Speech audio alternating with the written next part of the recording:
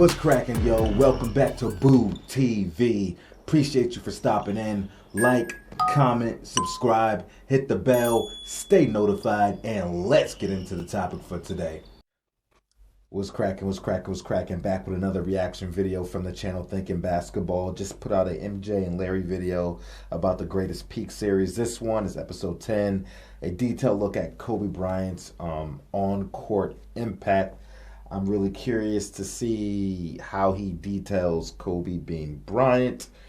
I had reacted to a Kobe Bryant series from Clayton Crowley's YouTube channel where he did a two-part feature on Kobe, and I thought it was largely satisfactory. There are a few points here and there where I felt like I had to stop and add context because things he left out that I felt like needed to be addressed. So I'm curious to see where we go with this. So, you know, when I was watching the Michael Jordan video that Thinking Basketball did, you know, it was showing a lot of the players' pros and then showing a lot of their cons. But I felt like he spent a lot of time on Jordan's cons. So I was like, okay, maybe, you know, he just keeps that energy with all the players. Then I went on to watch the Larry Bird video, and I felt like he didn't keep that same kind of energy with the Larry Bird side of things. So then someone drops a comment in the comment section of the Jordan video I reacted to saying that this guy has notoriously been known as a Jordan hater or seen as a Jordan hater. And I was like, that might explain why my observations were what they were. But I feel like anybody that hates Jordan probably hates Kobe Bryant too. So I don't know what I'm going to get from this video, but we'll see. And most people that are Jordan haters are LeBron lovers. This is just what I've noticed. It's just how it is. It's the reality of the situation. But if you don't like Jordan and you hate Jordan's game for whatever reason, you're probably not going to like Kobe Bryant. You're probably going to hate Kobe's game too. After Michael Jordan retired, there was a race to crown the heir apparent, the next dominant shooting guard who could score, pass, and defend. As we saw last episode, Kobe certainly fit that bill when he was young. 360-degree dunks, wild shots, and some huge defensive plays under Phil Jackson's tutelage. And that led Bryant to be seen as a Michael Jordan redux because of his build and style. But the thing is, he wasn't the next Michael Jordan. He was the first Kobe Bryant. You are watching what greatness is all about. Where's Larry Bird in all this? Has it blocked by Elijah? Michael Jordan saves the day. This series tackles one question: who was the best at his best? We start at the ABA merger and go through the best multi-year stretches, examining the legends who provided the most on-court impact. These are the greatest peaks.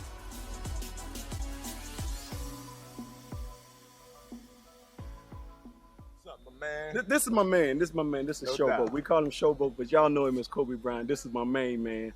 Mark my words. Now, and I said this earlier in the season. It's going to be unbelievable. Kobe was one of the most versatile, robust scorers in league history. He was kind of like a scoring artist, painting the court in just about every way possible. There were highlight finishes in the air, crafty, creative hoops. That's a street ball move in a playoff game. What's that? And everything else. Fadeaways with his back to the basket, pull-up jumpers from the mid-range, pull-up jumpers from three, even up fakes that sent opponents straight to the house of highlights. To illustrate this scoring diversity, take a look at the shot charts of the leading scorers around this time. Larger hexagons mean more attempts, so you can see LeBron's largely rim dominant, and dark red indicates a higher shooting percentage compared to league averages. Now here's Kobe. For better, and sometimes worse, he scored from anywhere and everywhere. Some of this blossomed out. I've said this, go look at all my Kobe videos. When people try to compare them as scores, I'm like, look, LeBron dominated in the paint. Kobe was a threat from anywhere and everywhere on the floor at any time. There was no comparison. There was no defense you could use on Kobe Bryant. You could not sag off Kobe Bryant like you would LeBron James. Out of necessity. He didn't have MJ's first step or LeBron's bionic size and strength at the hoop. In 2006, a 28-year-old Bryant had a good first step and fluid, high-level athleticism to build off of as a base. He was quick enough to punish slower players or big men out of water. He turned the corner on Tim Duncan like this a few times in the 2008 Western Finals. But he couldn't just blast by players like certain guards who relied on quickness. And it wasn't really acceleration that made Kobe a dangerous penetrator. He used craft, guile, and feel, a little hesitation. Kobe had sustained a knee injury in even not far from his athletic prime, and that really took his first step away a bit, still good enough to blow by most people on a given night. But the 2001-2002 season and 2002-2003 season, the dude had a ridiculous, explosive first step. Damn near on par, if not on par with Michael Jordan, at least for those 2 seasons. Go watch the tape. The dude was an athletic monster. That was the peak of his athleticism and the peak of his explosion. To start a drive, and he loved this hard spin back at the rim. He heads right here but is cut off, so the spin sheds the defender, and then off the wrong foot adjusts under LeBron to finish. Here it is in transition, the hesitation, and then feeling the defender recover, he spins back hard and leads with his body for free throws. These counters took remarkable balance and body control along with great instinct. Kobe was only around 6'5" barefoot, and he couldn't always elevate over defenders at the hoop. So instead he might absorb contact while contorting to release a shot, although that didn't work every time. Instead, he was snake-like at slithering into different angles to release the ball in traffic. His crossover was sharp enough to shake opponents, and Kobe senses a recovering Duncan and angles it right up on the glass. But this time the finish is different. He's strong enough to stay balanced without losing Bruce Bowen, but because Duncan is stationed under the hoop, Kobe throws his body into him and banks it at his apex. This is subtle, but his intuition helped him audible at the rim. When attacking big men in space, he liked that in and out dribble and then altered his stride length as needed approaching the goal. Perhaps the ultimate example of his malleable finishing was his instinct for flowing to the other side of the rim, where he'd throw off a potential shot blocker's timing by striding into a reverse layup. Now, these hesitation moves were so effective because defenses were worried about his pull-up, and he could play these threats off each other. As the screen comes over, Duncan and Bowen are worried about this shooting pocket, and Bryant uses that against him with a nasty cross. Yet, the threat of a dribble drive was enough to create airspace for his jump shot. Defenders had to sell out hard on his mid-range game, and that could be a problem for slower-footed opponents. Kobe had these fundamentals down. Note how many of his moves come from a triple threat position and involved up fakes or jab steps, and he was so proficient getting to his spot and then rising up. He could also fire fairly accurate shots off a variety of setups, heading to his right or left from just about anywhere on the floor. That one was a long 2, and Kobe trafficked in these jumpers just inside the arc, which made for impressive shot making, but also suppressed his overall scoring efficiency.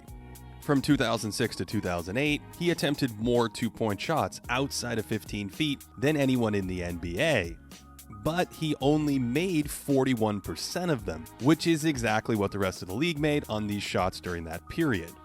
Kobe's scoring numbers. True, but one thing you have to look at is they weren't facing defenses like Kobe was. Like, he was either creating space from a contest or was highly contested. So that's the layer of difficulty, as opposed to a bunch of, role players taking these kinds of shots, getting open looks, or even lesser stars that didn't have the defensive attention that Kobe got. And the same could be said for Michael Jordan. Numbers during those seasons were the best of his career. So I was going by the eye test. His efficiency lagged a touch behind some of the other huge volume scorers in this series, in part because he bled some value by not making those long shots worth 3 points when they went in. He was a bit ahead of the curve with his pull-up three-pointer, able to make a respectable 35% of these at decent volume. Many of his shots were really difficult, often scoring despite a large hand in his face. Oh, I just said that. Videographers have sliced together edits of Jordan and Kobe making similar shots, but on this one, Kobe's is way harder, going off of his wrong foot and double clutching before shooting. And landing on the For wrong my foot. money, Bryant is the best tough shot maker in league history, or Agreed. certainly the most prolific. Agreed. He'd regularly drill jumpers with a hand in his face and almost no airspace, and sometimes he'd fire these at all kinds of crazy angles. He's lost all momentum here, and his feet are actually crossed when he jumps, but hey, no biggie. We saw some of this feel with Larry Bird in episode 4, subtle little adjustments to change the arc of a shot in a tight spot, and this concentration was especially prominent on the backside of his offensive peak at the end of the 2000s, where it was a touch harder to generate clean looks, so this shooting adaptability took over. He could just come to a stop and pump fake players into oblivion and then shoot without any momentum, which is crazy difficult. On many of these, he's jumping from a complete standstill to find just enough room to arc it in. And he could trap defenders with these up fakes, which helped boosted his free throw rates, especially during these peak seasons where he was slightly behind the all-timers, but still went to the line more than most players. He was also an early practitioner of the rip-through move. As we discussed in episode 8 with Hakeem Olajuwon, these difficult shot attempts helped Kobe's playoff scoring numbers compared to his regular season ones, because he could still generate moderately efficient shots almost on demand, even against stingier postseason defenses. Of course, he could score with his back to the basket out of the post, where that balance and body control blended with his footwork quite nicely. Golly. He pivots into a tough shot here, God. but he could just as easily swirl into the lane in the same situation. He went to his post game a bit more by the end of the 2000s, and he was sturdy enough to bang into little turnarounds, or even use the threat of his fadeaway to set up defenders for the old up and under. In a sense, Kobe and Shaq were scoring opposites. O'Neal dominated with incredibly high percentage shots, whereas Bryant couldn't quite assault the rim with the same frequency, so he propped up his scoring with versatility and resilient shot making. But if there's one thing we've seen throughout this series, it's that scoring alone doesn't make someone a great player. No, it doesn't. But what I'm seeing is an opportunity to really demolish the spirit of their team by attacking Carmelo offensively. After watching this game, I was really, really upset with myself. I don't see Trevor sitting over there on the wing. Trevor's arms, after the shot goes up, he didn't pass it to me. Damn it.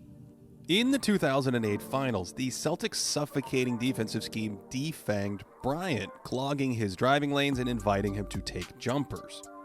The Celtics overloaded his side when he had possession, and this kind of early rotation would have been illegal defense in the 80s or 90s, yet it was a strategic departure from what other high-end teams tried against the Lakers during their deep playoff runs. For instance, in the 2009 finals, Orlando played these driving lanes straight up, relying on rotations after Kobe penetrated.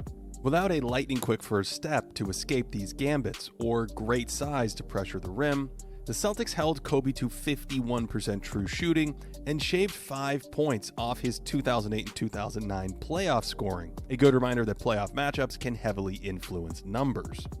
Boston also banked on Kobe looking to score in some of these tight spots instead of repeatedly passing, the exact point Kobe discussed in that clip against Denver when he missed the kick out to Trevor Ariza.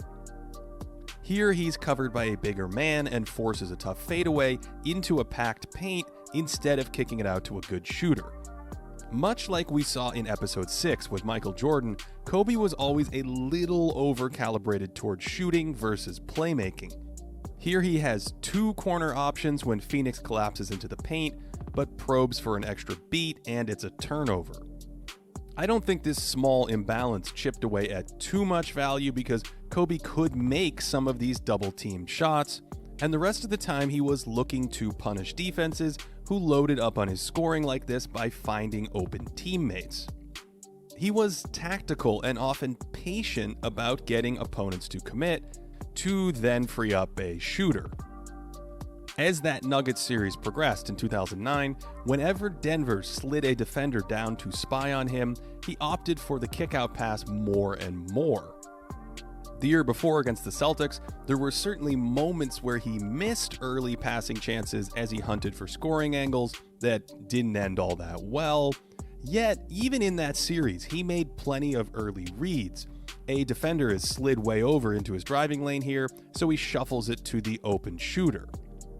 Kobe was known for his studiousness, and he could certainly read and react to how teams shifted toward him in order to generate easy shots for his bandmates.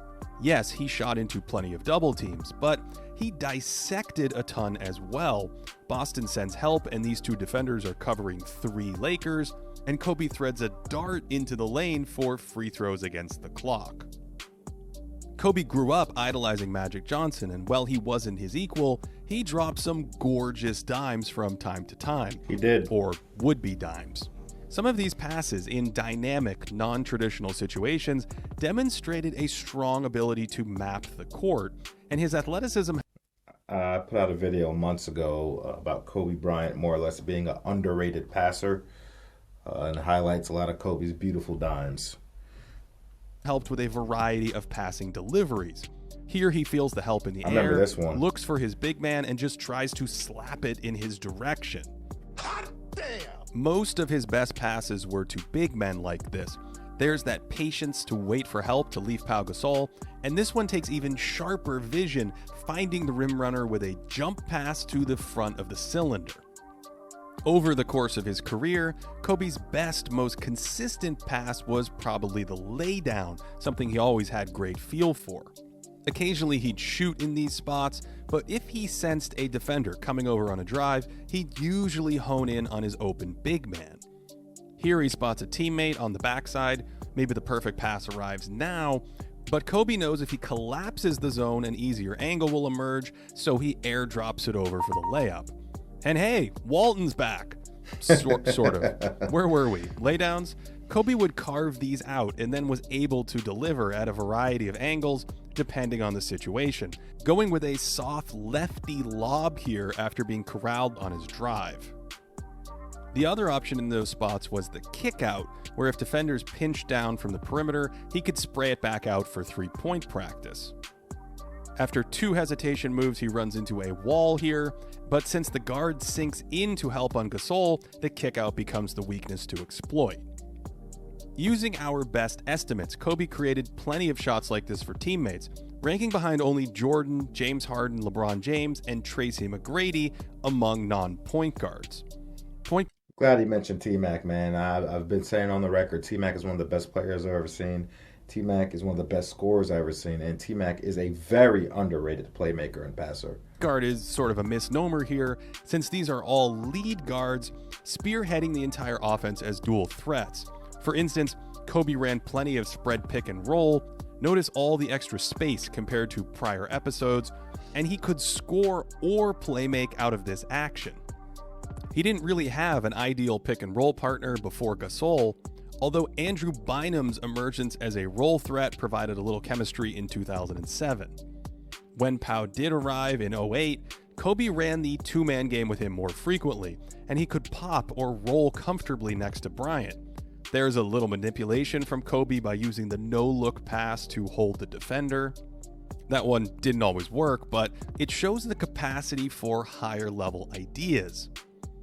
He could also make the little pocket pass. This one is delayed until the big commits to Kobe, and then he threads the needle beautifully. And while he didn't anticipate tons of passes, he could drop wonderful dimes after reacting to the defense. The big man contests, so he audibles by bouncing it through a tight window. The Kobe Pau pick and roll was a nasty option to fall back on late in a possession.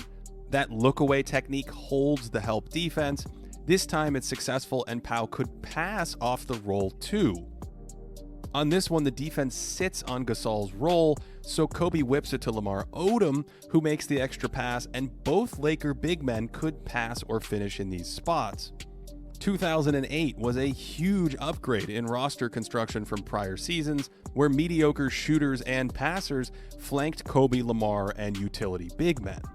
Odom was always able to create some offense and act as a secondary playmaker next to Kobe, but Gasol took the Lakers to another level with his diverse offensive package. His post-game made him an all-NBA level player, stocked with a full pantry of post moves that includes soft touches with his right and left hand around the basket. And after his arrival, the Lakers offense exploded. From 2008 to 2010, LA's playoff efficiency was about 6.5 points better than what their opponents allowed in the regular season. Since Kobe's offense slowed down a bit, chopping off 2010 might better capture this team at its brief peak, a fantastic stretch that was a rung down from the all-time greats. There were a few holes in Kobe's passing game. He was willing to try tight passes. This one is picked off, but it's also a delivery issue where if he doesn't throw it higher, he needs to throw it earlier or with a different delivery angle altogether. True. He didn't really whip fastballs off the dribble at different angles like some players, and instead he often tried some of these tight squeezes while in the air in lieu of shooting. These all might be audibles out of shots, but I wonder if he went to the jump pass because he wasn't that big. Size could bother him on traps and lead to some blind spots. We saw the much taller Lamar Odom make this exact pass a second ago, and Kobe was inconsistent about hitting the roll man on this action when the defending big man jumped him hard. He also missed some straightforward passes. That's there for the taking, and in my study, he mostly seemed to miss wings and smalls in these home run situations. So while he had some limitations as a passer, his playmaking was an enormous part of his offensive attack, but his offense wasn't nearly as polarizing as his controversial. Bryant's size was also a small factor on the defensive end. For instance, he had mixed results holding down the fort against bigger, stronger players in the post. There are some plays where the engagement isn't entirely there, and then others where he battles hard with more success. Similarly, Kobe wasn't much of a vertical presence around the basket. When he was near the rim, he often went to a swipe down move, and sometimes these connected beautifully and did the trick. Learn that from Mike. On occasion, he'd turn a running start into a highlight block, but these high leverage plays were less common. Kobe averaged a block every other game during these years and only provided occasional rim protection as a guard. These rotations in the paint can provide tons of value for a wing, and Kobe could be floor bound on them, and he couldn't afford to arrive late in these spots. He should have rotated here once the double team arrived, although in general he was usually pretty buttoned up with most of his rotations. Tagging the big man in pick and roll. I was about to say that, like that one play they just showed against the Celtics where he's a little bit late coming over, but I've seen him, that same exact play, literally almost looks the same exact way, where he's a little late, but he ended up getting a block in those situations. But yeah. Either from the baseline or elbow area, and this is a great sequence where he re-helps on the drive, then recognizes the corner is open and runs the shooter off the line. Unlike the facial he received a second ago, this time he's early helping the helper, and being early on these rotations is key for a wing versus a big man. He can deter the pass or deflect it, but arrive a step later and he would swipe for the ball, and that's a foul. Around 2007, Bryant emerged as a vocal leader on defense. You can see him pointing on this play as LA switches a number of actions here, and this was in conjunction with the Lakers playing more complex schemes. They zoned up or switched the weak side constantly as the league adopted more pick and roll offense. Although these rotations weren't always super crisp, for example, he's a little late sliding here and that leads to a desperate closeout. In general, Kobe wasn't super active on the weak side like this, not making a ton of plays. That's sort of an errant gamble there. And when he staked out these situations, he was quite vulnerable to backdoor cuts. He was actually vulnerable to backdoors in general throughout his career, tracking the ball a bit too hard. And when We'll say this, because this is not, he's not looking at his whole career. He's capturing a certain span of his career, I guess his overall prime. But And a lot of those weak side situations prior to that, probably from about 2000 up until about the 2003, 2004 season, maybe a season before, he would capitalize on those a lot more on the weak side, especially so in the passing lanes as well. When zoning 2, he took a somewhat extreme stance toward the ball handler and could idle a bit. And this responsibility is really about anticipation and effort. It's what made Larry Bird dangerous in these spots. And I'm not sure Kobe had the motor to go full tilt on plays like these and carry his enormous offensive load. Back on offense, Bryant drained additional fuel by moving without the ball, regularly working for a better position in the post, and staying active in order to pressure defenses. When he was overplayed, he had a nice back cut himself to escape defenders, and he could comfortably flow into catch and shoot options in the mid-range. This meant he could fit well next to other high-level passers, but it also meant that he couldn't rest much on offense. So without an all-time motor, Kobe couldn't go full throttle on defense for 40 minutes as well. Here he lapses for just a moment and loses contact with Ray Allen. I was about to say that most nights Kobe was a primetime elite defender. Yes, he had some lapses in defense, like most players do, but because he wasn't a player that was stagnant on offense when he didn't have the ball, he was constantly moving and fighting for position. There were definitely moments where he had to pick and choose his moments on the other side of the floor. Allen, they wisely switched him off Allen for the rest of the series after this, and while he could do solid work chasing players around, he wasn't ideal for this kind of task at this point in his career. He could get a bit stuck at times navigating around screens, especially against bigger screeners like this, although he was pretty good at dipping his shoulder around them and staying fairly connected to his man. His footwork in these spots wasn't always perfect. Big steps can make it tricky to bypass screens, but Kobe works hard to recover and stay in front of the ball here. He couldn't always bring this level of intensity.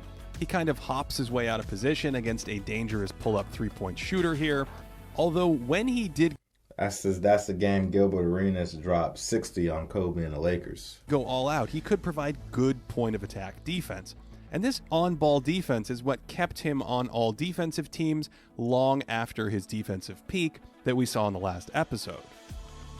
He was versatile guarding the perimeter, able to chip away a little at bigger forwards, and in particular, switch on to point guards. He had fairly quick feet and used angles and his size well. Yeah, he did. In their 2008 series, Kobe had successful moments against the lightning-quick Tony Parker, and here you'll notice he shades him left by design into the help.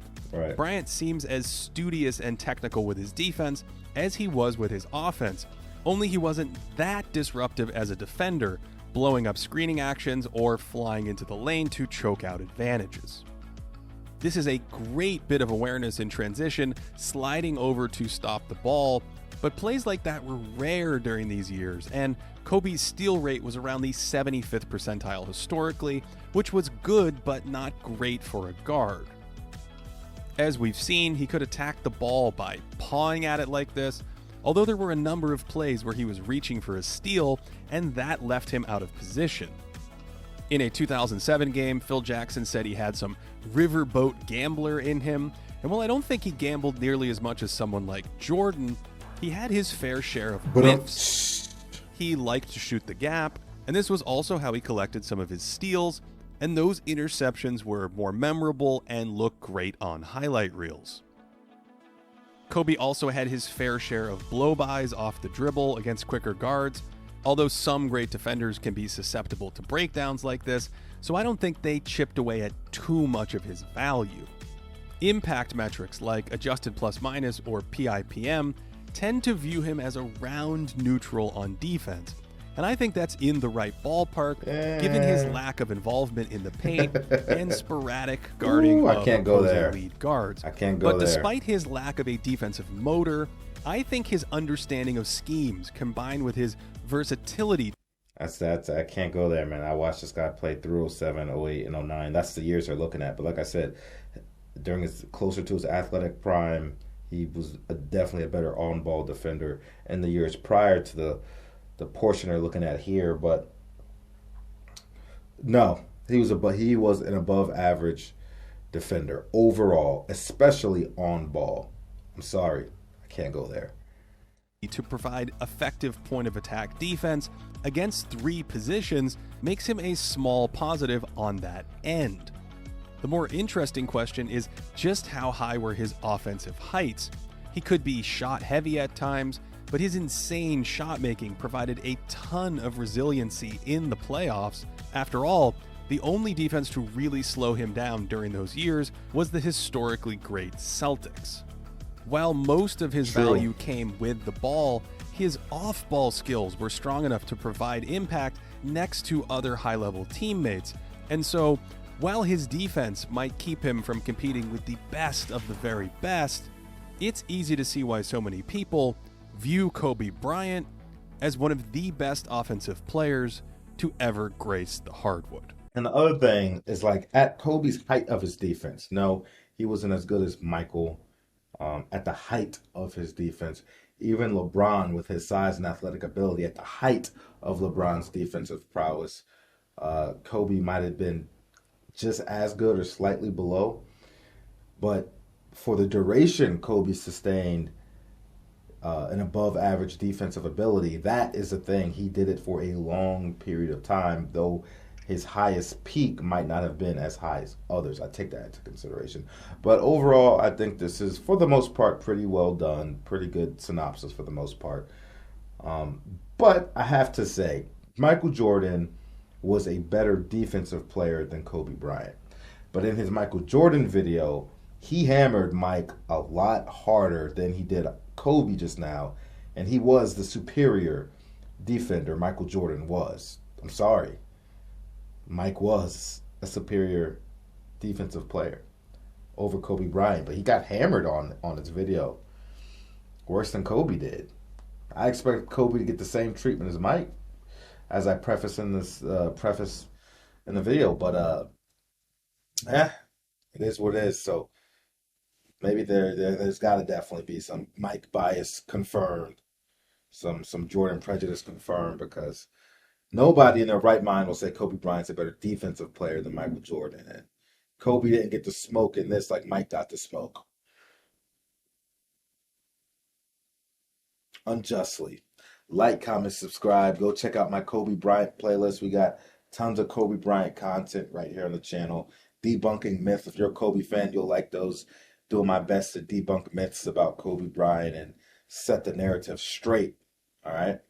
Like, comment, subscribe, hit the bell, stay notified, and I will catch you on the next one, my friends. We out, baby.